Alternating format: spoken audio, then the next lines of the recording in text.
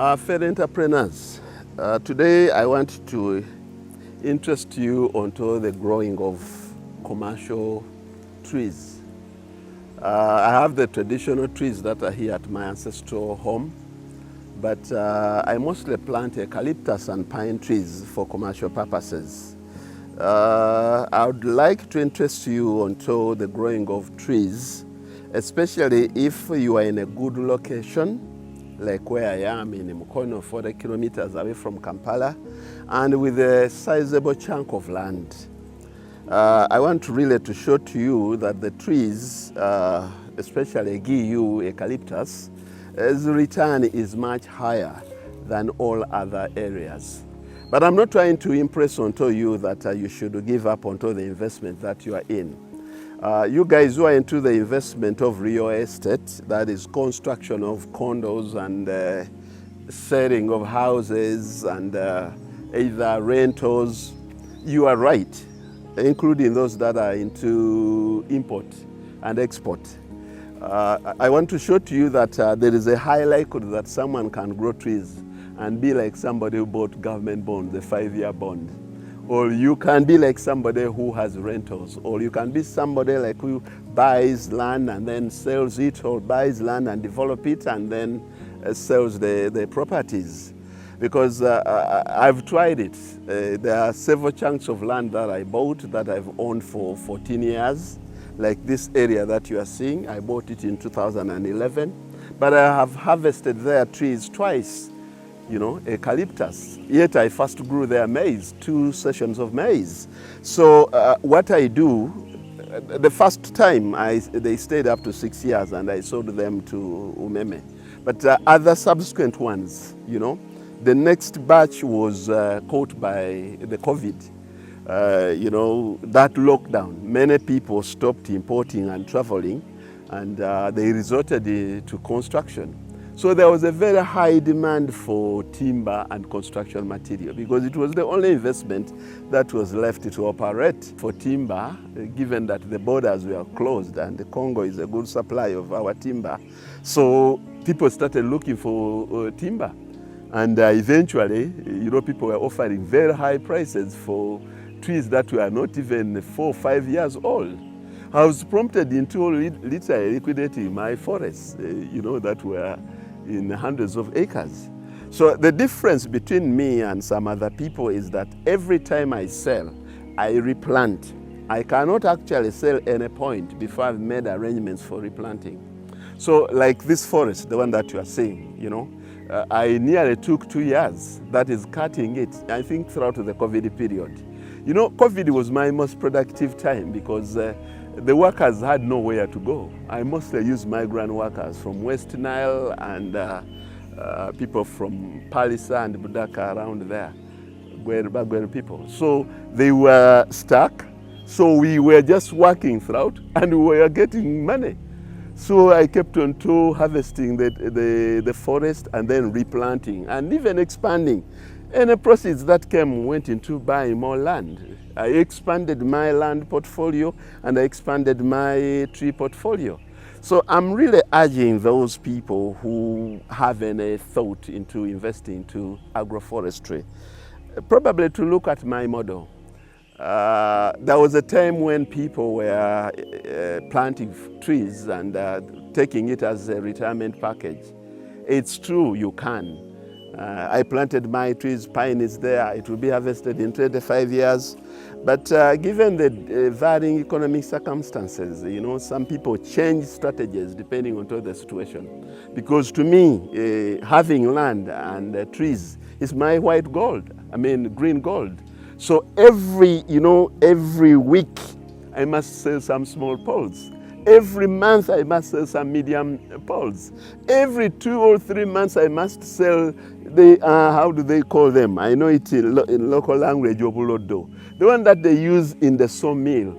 In fact, you get better roofing timber from a GU tree when it is 3.5 to 4 years or 4.5.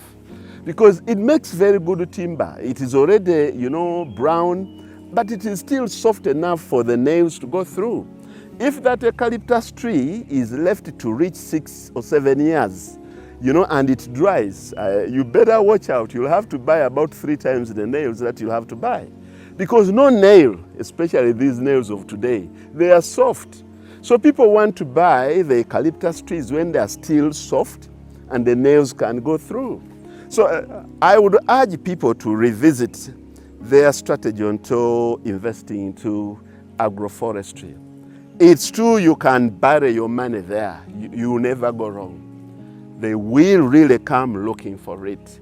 But it is also true that some people can engage into agroforestry and turn it like somebody who bought government bonds, whether it is 2-year or 5-year bond or treasury bills, or people who are investing into real estate in terms of buying and selling houses, because periodically you can get money. I periodically get money from trees. I have more than 15 forests. I keep on cutting, but I don't cut until when I'm replacing. So every time, I have varying levels of trees. There are those that are young, there are those that are 6 months, there are those that are 1 year, there are those that are 1.5 years, there are those that are 3 years, there are those that are getting to 4 years. I terminate and then go to another one. Those that are 18 months, I sell as small poles. That is the sustainable arrangement.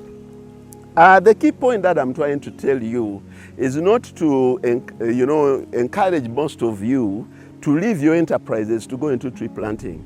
I'm just telling you that even something that people thought is a long-term project, someone can turn it into short-term and medium-term. Tree planting was a long-term project, but Mohammed Kakiika has turned it into short-term because I have it in phases.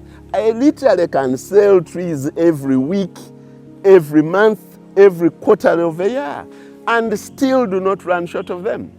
Every time I cut, I have my own measurement. My fingers will tell me that this one is for 35,000, this one is for 40,000, this one is for 45 or 50,000. A well, catered for GU eucalyptus tree that is 4 years, if they are paying you anything less than 50,000, they are cheating you. If you are in a good location, I know some of my buddies who are in the far distant areas. If you are in Mubende, Chenjojo, Fort Portal, there are many people who planted trees, and there is also a long distance. So don't base on me, who is 40 kilometers away from Kampala. I'm in Mukono, and the catchment area for where people are doing most construction, that is the Kira municipality. Yeah, I'm the greatest supplier because it is near. 40 minutes from my forest, you would have already reached the Bibanda for timber. So someone who is in Fort Portal or who is watching me is bound to say, no, that's not true. Please be mindful of the location where you are, the soil types that you have, and the care. I keep telling people, put in many trees. They say put in 450. I put in 800 or 900 or 1,000. And then I keep on selling routinely. From 18 months, I start reaping from the trees. It is until when they're 2.5 years that I stop, pruning. So in the process, I'm getting, cash flow. That would enable me too. So, but if you are in Fort Distance alone, to get a truck to go and pick your timber from Fort Portal is my profit, even if I'm to sell below your price. My submission today is not to make you change from the enterprise that you are running, but it is just to give you an impression that in whatever business that you are in, please try always to be very innovative and try to improve your cash flow. I'm not saying all of you should get into tree planting, no. Whatever business that you are in, try to be very innovative in a manner that is going to enable you to have the cash flow and make you achieve your goals. I just wonder how people, do not simply realize that there are some peaceful investments where you can, you just look at that forest and then you go to the other, and then you go to another, and you go to another one. It's the same way that people who have apartments, how they feel. It is the same way people who have shopping malls, how they feel. It is the same way how people who invested into, government bonds and liquidity assets are. So you find that even a farmer is as equally as satisfied as you people who have invested into financial products.